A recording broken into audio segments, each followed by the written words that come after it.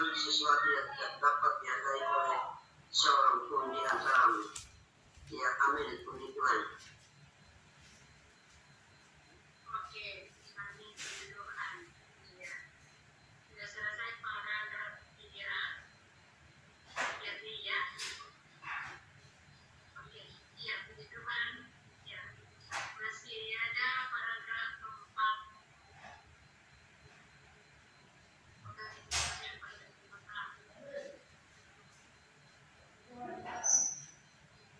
Ya, saudara-saudari. Apakah saudara yang melihat paragraf 4? Sudah Bu, sudah. Ya, ada terlihat Bu. Sudah. Oke, silakan Bu. Ya, silakan baca ya. Ya, saya membaca. Mana lagi? Gantian dulu. Ketika ia menghancurkan dunia dengan air bah, Tuhan dapat memanggil Nuh untuk membangun bahtera dan melakukan beberapa pekerjaan persiapan. Tuhan dapat memanggil seorang manusia, Nuh, untuk melakukan serangkaian hal bagi dia. Namun di zaman sekarang, Tuhan tidak memiliki siapapun untuk dipanggil. Mengapa demikian? Setiap orang yang duduk di sini mungkin mengerti dan mengetahui alasan dengan sangat baik. Perlukah aku menjabarkannya, menyebarkannya, mengatakannya dengan lantang dan lantang mungkin akan membuatmu kehilangan muka dan membuat semua orang kesal. Sebagian orang mungkin berkata, meskipun kami bukan orang benar dan kami bukan orang yang sempurna di mata Tuhan, jika Tuhan memerintahkan kami untuk melakukan sesuatu, kami akan masih mampu untuk melakukannya. Sebelum berkata bahwa malapetaka akan datang, kami mulai mempersiapkan makanan dan barang-barang yang akan diperlukan dalam bencana. Bukankah semua ini dilakukan sesuai dengan tuntutan Tuhan? Bukankah benar-benar bekerja sama dengan pekerjaan Tuhan? Tidak dapatkah hal-hal yang kami lakukan ini dibandingkan dengan apa yang Nuh lakukan? Bukankah melakukan apa yang kami lakukan adalah ketaatan sejati? Bukankah kami mengikuti perintah Tuhan? Bukankah kami melakukan apa yang Tuhan katakan karena kami percaya kepada firman Tuhan? Lalu mengapa Tuhan tetap sedih? Mengapa Tuhan berkata bahwa Ia tidak memiliki siapapun untuk dipanggil? Apakah ada perbedaan antara tindakanmu dan tindakanmu? Apa perbedaannya? Mempersiapkan makanan pada hari ini untuk bencana adalah niat kami sendiri. Tindakan kami tidak dapat mencapai standar benar. Sementara Nuh adalah orang yang benar di mata Tuhan. Apa yang engkau katakan itu terlalu jauh. Apa yang Nuh lakukan sangat berbeda dengan apa yang orang lakukan sekarang. Ketika Nuh melakukan seperti yang Tuhan perintahkan, ia tidak tahu apa maksud Tuhan. Ia tidak tahu apa yang ingin Tuhan capai. Tuhan hanya memberinya perintah dan memerintahkannya untuk melakukan sesuatu, dan tanpa banyak penjelasan Nuh langsung melakukannya. Ia tidak mencoba untuk diam-diam mencari tahu maksud Tuhan. Ia juga tidak menentang Tuhan atau menunjukkan ketidaktulusan.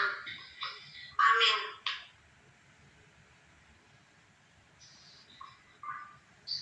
Amin, puji Tuhan.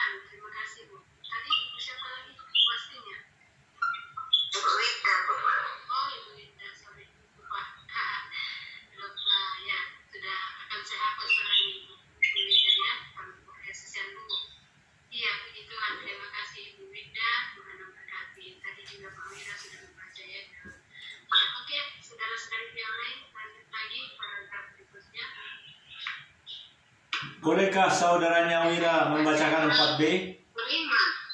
5 Pak, 5.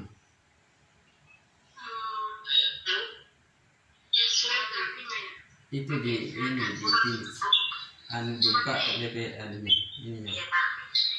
Ini dibuka. Suaranya. Iya. Saya? Harus dibuka situ Pak.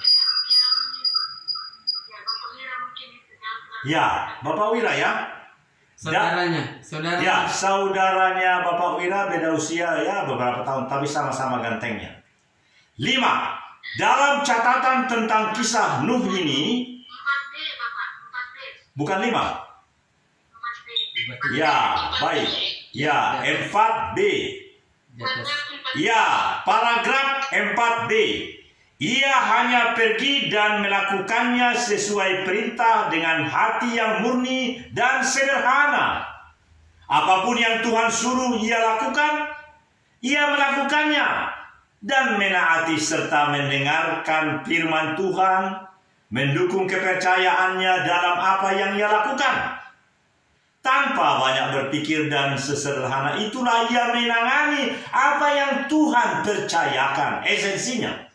Esensi tindakannya adalah ketaatan, tidak menebak-nebak, tidak menentang, dan terlebih lagi tidak memikirkan kepentingan pribadinya sendiri dan untung ruginya.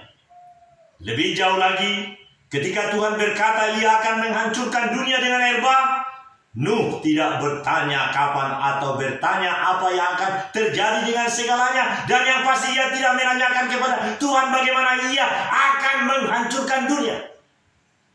Ia hanya melakukan seperti yang Tuhan perintahkan. Bagaimanapun Tuhan ingin itu dibuat dan dibuat dengan apa, ia melakukannya percis seperti yang Tuhan minta. Dan juga mulai bertindak segera setelah diperintahkan. Ia bertindak sesuai dengan instruksi Tuhan, dengan sikap yang ingin memuaskan hati Tuhan. Apakah ia melakukannya untuk membantunya menghindarkan diri dari bencana? Tidak. Ia bertanya kepada Tuhan, berapa lama lagi dunia akan dihancurkan? Tidak. Apakah ia bertanya kepada Tuhan atau apakah ia tahu berapa lama waktu yang dibutuhkan untuk membangun Bahtera? Ia juga tidak mengetahuinya. Ia hanya taat, mendengarkan, dan melakukan sesuai perintah. Orang pada zaman sekarang ini tidak sama. Segera setelah mendengar sedikit informasi yang dibocorkan lewat firman Tuhan, segera setelah orang merasakan hanya kabar angin, mereka segera beraksi. Tidak peduli apa dan terlepas dari berapa harganya, mereka mempersiapkan apa yang akan mereka makan, minum, dan gunakan setelahnya. Bahkan merencanakan rute pelarian mereka saat bencana melanda. Yang lebih menarik lagi adalah bahwa pada momen kunci ini otak manusia menjadi sangat berguna dalam tanda kutip. Dalam keadaan di mana Tuhan belum memberikan instruksi apapun, manusia dapat merencanakan segalanya dengan sangat tepat. Engkau dapat menggunakan kata sempurna untuk menggambarkan rencana semacam itu. Sedangkan mengenai apa yang Tuhan katakan, apa maksud Tuhan, atau apa yang Tuhan inginkan, tidak seorang pun peduli dan tidak seorang pun berusaha untuk menghargainya. Bukankah itu adalah perbedaan terbesar antara orang-orang pada zaman sekarang dan Nuh? Terima kasih. 5 lagi. Kasih mati Ani. Ya. Ya, terima kasih Bapak Daniel sudah membaca ya. Amin. Semangat sekali. Ya, semangat sekali. Semangat. Ya, lanjut. Yang bacaan 5 paragraf. Nanti mau dibahas itu Pak. Paragraf 5. Kalau Bapak mau buka ke mic. Dalam catatan tentang kisah Nuh ini, apakah engkau semua melihat sebagaimana dari watak Tuhan ada batas untuk kesabaran Tuhan terhadap kerusakan, kenajisan, dan kerusakan manusia. Ketika ia mencapai batas tersebut, ia tidak akan lagi bersabar, dan sebaliknya ia akan memulai pengelolaan baru dari rencana barunya, mulai melakukan apa yang harus ia lakukan, menyingkapkan perbuatannya dan menyingkapkan perbuatan baiknya dan sisi lain dari wataknya. Tindakannya ini bukan untuk menunjukkan bahwa ia tidak pernah boleh disinggung oleh manusia, atau bahwa ia penuh dengan otoritas dan murka, dan bukan untuk menunjukkan bahwa ia dapat menghancurkan umat manusia. Hanya saja wataknya dan esensinya yang kudus tidak dapat lagi membiarkan atau tidak lagi memiliki kesabaran terhadap umat manusia yang semacam ini untuk hidup di hadapannya, untuk hidup di bawah kekuasaannya. Artinya, ketika seluruh umat manusia menentang dia, ketika tidak ada seorang pun yang dapat ia diselamatkan di seluruh bumi, ia tidak akan lagi bersabar terhadap umat manusia semacam itu, dan tanpa ragu akan melaksanakan rencananya untuk menghancurkan umat manusia semacam ini. Tindakan Tuhan yang seperti ini ditentukan oleh wataknya. Ini adalah konsekuensi yang perlu dan konsekuensinya yang harus ditanggung oleh semua makhluk ciptaan di bawah kekuasaan Tuhan. Bukankah ini menunjukkan bahwa di zaman sekarang ini Tuhan tidak sabar untuk menyelesaikan rencananya dan menyelamatkan orang-orang yang ingin Ia selamatkan? Dalam keadaan seperti ini, apa yang paling Tuhan pedulikan? Bukan bagaimana mereka yang tidak mengikuti Dia sama sekali, atau mereka yang melawan Dia, memperlakukannya atau menentangnya, atau bagaimana umat manusia memfitnahnya. Ia hanya peduli tentang apakah mereka yang mengikutinya. Objek penyelamatannya dalam rencana pengelolaannya telah disempurnakan olehnya. Apakah layak akan kepuasan hatinya?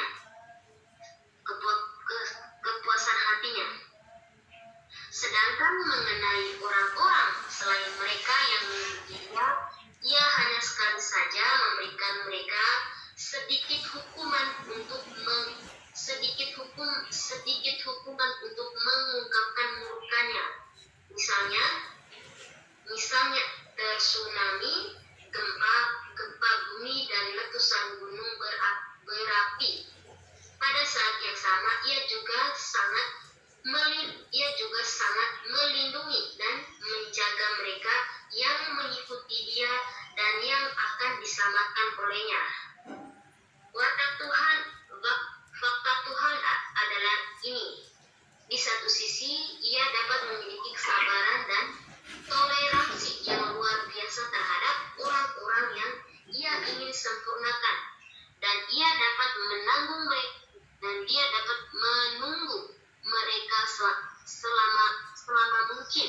Di sisi lain, Tuhan teramat sangat benci. Saya ulangi lagi ya. Ingin disempurnakan, dan Ia dapat menunggu mereka selama mungkin. Di sisi lain, Tuhan teramat sangat benci dan muak terhadap orang-orang tipe iblis yang tidak mengikuti Dia, dan yang melawan Dia, meskipun dia tidak peduli. Dia tidak peduli apakah orang-orang tipe iblis ini mengikutinya dan menyembahnya atau tidak. Ia tetap membenci mereka, sementara sementara bersabar terhadap mereka di dalam hatinya, dan ketika ia menuntun kesudahannya dari orang-orang tipe iblis ini, ia juga menantikan tibanya langkah-langkah rencana pengelolaannya. Ya, amin. Puji Tuhan, saudara. Puji Tuhan, terima kasih. Ada masalah ya, sudah membaca firman Tuhan, Tuhan memberkati. Ya, puji Tuhan, saudara-saudariku semuanya masih ada ya? Masih. Atau ada yang sudah tertidur ya? 6 lagi 6. Masih ada. Masih, Pak Wira dan kakaknya Daniel masih setia, tidak tidur. Ya, masih ada ya. Puji Tuhan, semuanya kita kepada Tuhan, Oke, puji Tuhan. Jadi di sesi pertama sudah selesai dan kita mendengarkan audio juga saudara-saudara ya. Apakah semuanya bisa mendengar dengan baik ya yang tadi kita? Bisa. Ya. Sangat mendengar dengan jelas, Bunda. Bapak Wira dengan abangnya setia mendengar. Oke, puji Tuhan ya. Terima kasih Bapak ya. Ya, tadi kita sudah mendengarkan audio Dibahas. dan sudah membaca ya. Tadi audionya hanya sampai pada paragraf 2B ya. Seharusnya 3B tapi nggak apa-apa. Karena kita juga bisa membaca ya dan membaca.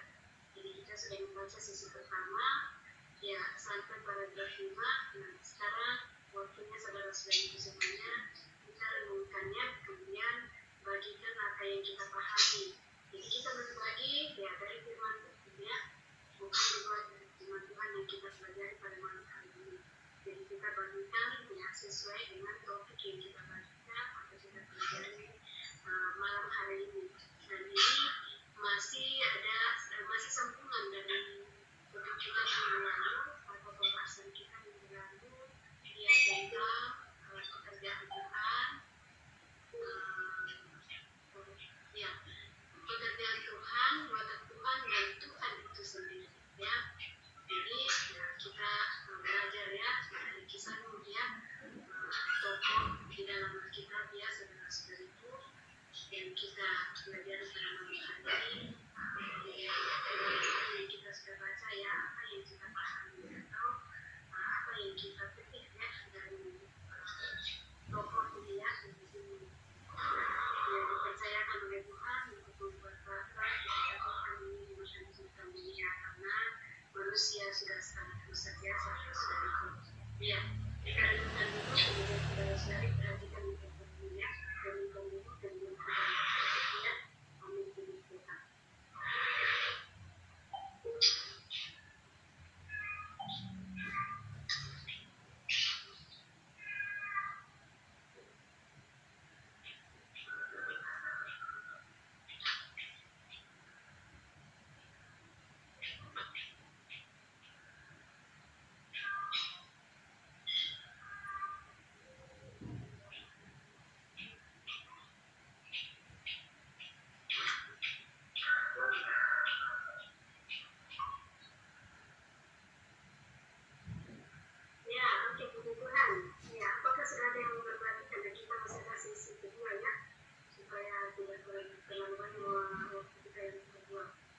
Dibahas. 2 menit saja, Bunda, kakaknya Pak Wira. Nabi Nuh, Ya, Nabi Nuh itu memberikan perintah kepada kita semua bahwa di poso ini, menurut saya atau menurut kami berdua barangkali nanti saya akan kepada adikku Wira, Tuhan memerintahkan kepada semua orang di Napu, spesifik kepada apa yang 40 tahun lalu di Oslo ditetapkan. 6 kecamatan Lore bersaudara itu adalah paru-paru dunia. Maka sesungguhnya yang bersikap karakter Nabi Nuh itulah yang harus didengar oleh seluruh warga di Napu, di Bada, di Besoa, dimanapun termasuk saya. Karena saya adalah Engkai Pangeran Togu, meskipun saya lahir di Sumatera. Dan terakhir Bapak Ibu, jika yang berkarakter Nabi Nuh itu tidak didengar, tidak menjadi panutan, maka hancurlah dan terjadilah hukuman Tuhan itu. Selesai.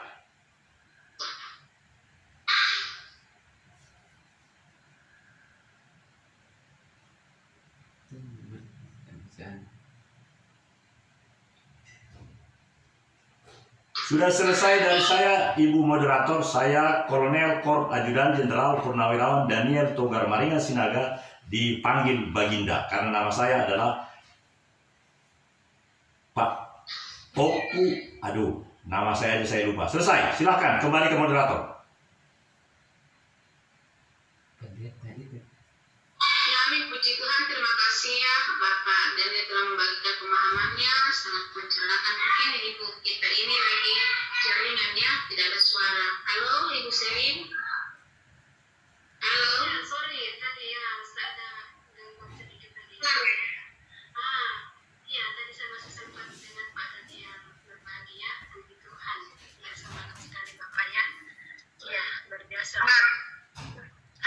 Iya mungkin masih ada yang mau menambahkan ya, silakan. Apakah ada mau menambahkan keluargaku? Bapak Wira mungkin ya? Iya Bu. Saya lagi. Oke, silakan. Ya. Mengacu ke kacamata. Soalnya saya pakai 2 HP ini Bu. Saya pakai 2 HP, jadi saya suruh kasih mati Bu.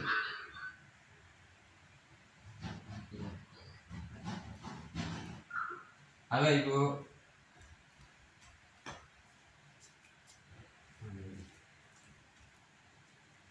Halo Ibu. Ya halo, iya bisa. Ya, didengar Ibu ya. Saya sedikit ini Bu, untuk pengantar lah, sebagai tadi kan pengantar pertama dari kakak saya kan, saudara saya yang dari Medan. Nah sekarang saya ini kan sedikit Bu, berpijak pada topik ini Bu, pekerjaan Tuhan, watak Tuhan, dan Tuhan itu sendiri.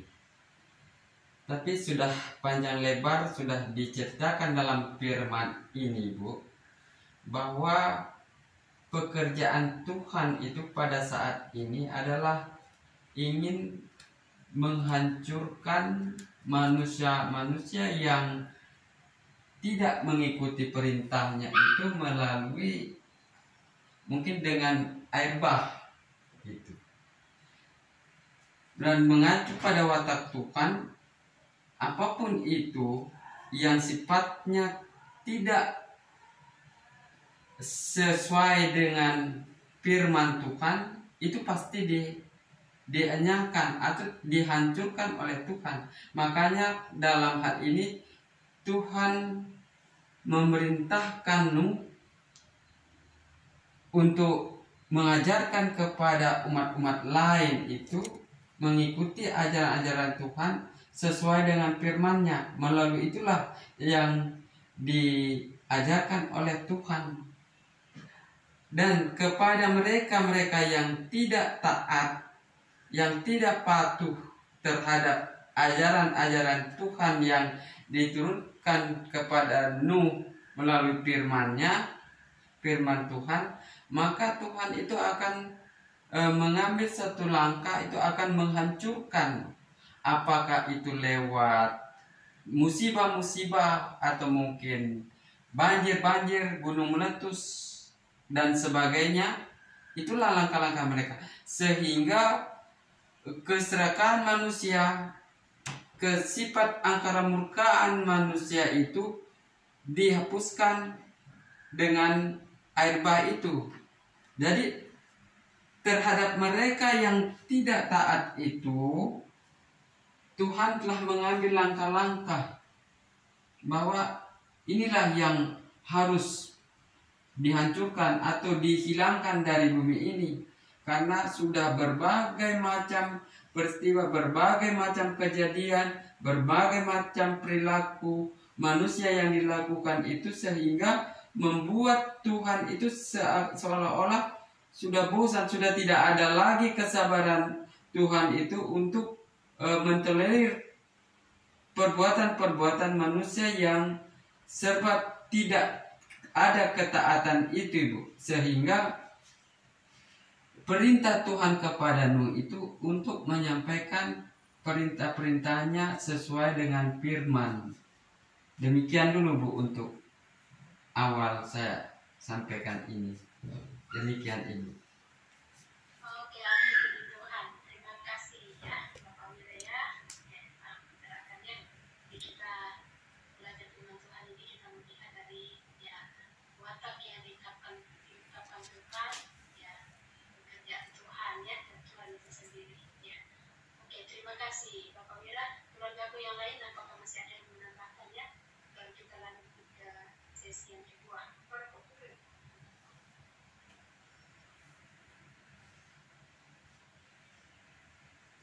Mengasihkan ini kan, Pak? Ya, boleh kita. Ya, silakan keluargaku, siapa lagi yang menambahkannya? Baik, salam, selamat malam. Teman saya ini, Pak Asnar. Baik, saya coba berbagi sedikit. Tadi pembacaan saya tidak dengar karena situasi di tempat saya kurang nyaman. Bahkan saya tidak mendengar doa tadi. Adakah musik tadi doa? Lupa saya, kalau tidak dengar musik. Tadi kita baru ngomong doa, tadi tambah waktu sudah pas jam 8.30. Audio sudah dibuka. Iya, karena iya, nggak masalah. Saya tadi tidak terlalu fokus karena pas ada kegiatan sedikit saya ikut suara bising. Terima kasih atas waktu dan kesempatan. Saya akan coba berbagi sister brother. Pertama, beberapa bagian paragraf yang bisa disampaikan saudara-saudari tadi, brother dan sister tadi sangat mencerahkan begitu pun yang firman Tuhan yang kita dengarkan baik melalui audio maupun dengan pembacaan kita bagian per bagian di paragraf. Sekali lagi, amin puji syukur luar biasa firman Tuhan. Kemudian saya ucapkan kepada saya salut dan bangga kepada saudara saya Bapak Wira mengajak rekan-rekan termasuk Bapak Daniel. Selamat malam, selamat datang, selamat bergabung untuk mencarikan firman kebenaran. Bapak dengan saya sama-sama kita mencari kebenaran firman Tuhan. Kita mengungkapkan apa, menyebarluaskan apa firman Tuhan. Di sini kita tidak ada yang salah. Amin, amin. Dan apabila salah kita tidak dihakimi karena penghakiman itu hanya milik Tuhan yang Maha Kuasa. Saya lanjut. Amin. Baik. Sesuai dengan topik kita pekerjaan Tuhan dan watak Tuhan. Pekerjaan Tuhan, saya ulangi, pekerjaan Tuhan, watak Tuhan, dan Tuhan itu sendiri. Bagian 3. Kalau dilihat dari para pembacaan kita, diharapkan kita bisa memahami masing-masing bagaimana itu pekerjaan Tuhan, watak, dan Tuhan itu sendiri. Ada 3 poin yang saya dapat di sini. Saya coba rangkum-rangkum, saya catat-catat. Yang pertama, rencana pengelolaan Tuhan di akhir zaman. Di akhir, saya ulangi, rencana pengelolaan Tuhan di zaman kasih karunia, di zaman apa? Saya ulangi, rencana pengelolaan Tuhan di zaman hukum Taurat. Kemudian rencana yang meliputi pekerjaanmu. Kemudian rencana pengelolaan Tuhan di zaman akhir zaman ini. Baik, saya coba. Sekali lagi, Tuhan yang Maha Kuasa di akhir zaman ini tidak datang mencari orang yang benar. Karena seperti yang kita ketahui bersama-sama, ketaatanmu sangat luar biasa. Kita tidak tahu kesempurnaannya. Tetapi di zaman akhir zaman ini, kita tidak tahu apakah itu sempurna di mata Tuhan atau sempurna di mata manusia apabila di antara kita ada yang berlaku bertindak demikian. Sekali lagi, untuk Nuh sendiri ketaatannya sangat luar biasa, taat dan patuh terhadap apa yang diperintahkan Tuhan. Di mana kita ketahui bersama-sama di dalam topik ini, Nuh pada saat itu belum mengetahui betul siapa itu Tuhan, bagaimana itu Tuhan, bagaimana watak Tuhan. Dia belum tahu, tetapi karena ketaatannya,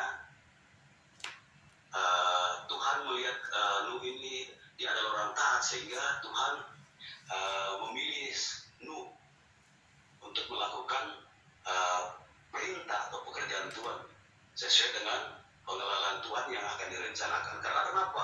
Pada zaman kerajaan tersebut manusia sudah manusia bebas melakukan sesuatu dan lain hal. Bahkan banyak mayoritas, bahkan disebutkan itu manusia semuanya sudah berdosa, banyak melakukan dosa. Kalau yang saya dengar hidup semaunya, seenaknya, dan berbagai macam. Bahkan di dalam pembacaan mereka tidak lagi memberikan korban persembahan kepada Tuhan yang baik.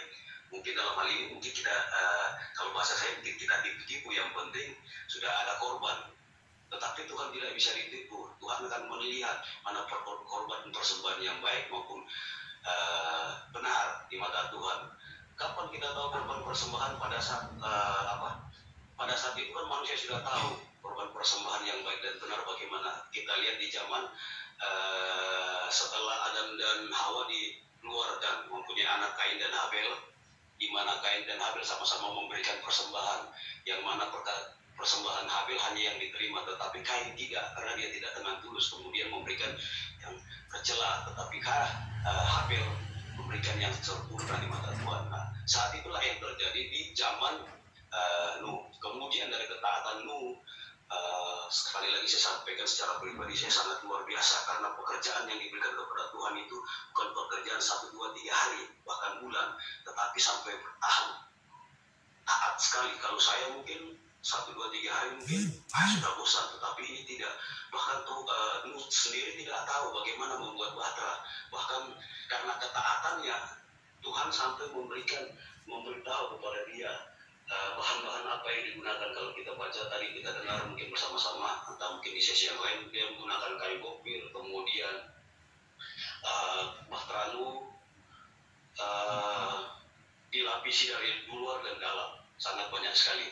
Kemudian sebenarnya di mata Tuhan, oleh karena berkat ketaatan Nuh, membuat dampak kepada orang lain yang diselamatkan. Contoh, Nuh mempunyai 3 orang anak, yaitu Ham dan Yafet, dan 1 orang istri. Kemudian masing-masing anaknya ini mempunyai 1 orang istri. Jadi ada 8 orang yang diselamatkan akibat ketaatan Nuh kepada Tuhan. Sekali lagi kita tahu pada saat itu Tuhan belum tahu betul siapa itu Tuhan, bagaimana itu Tuhan, bagaimana watak Tuhan. Nah, di zaman sekarang, di akhir zaman ini, Tuhan Maha Pengasih, dia akan tetap datang mencari orang-orang yang mendengar firman-Nya, orang yang taat, yang membuka hati untuk Tuhan. Sekali lagi, tidak mencari orang yang baik atau benar, tetapi Tuhan akan mencari orang yang membuka hatinya kepada Tuhan untuk benar-benar dan akan disiplinkan oleh firman Tuhan. Sekali lagi, orang yang taat kita lihat di akhir zaman ini banyak sekali, tapi kita tidak tahu itu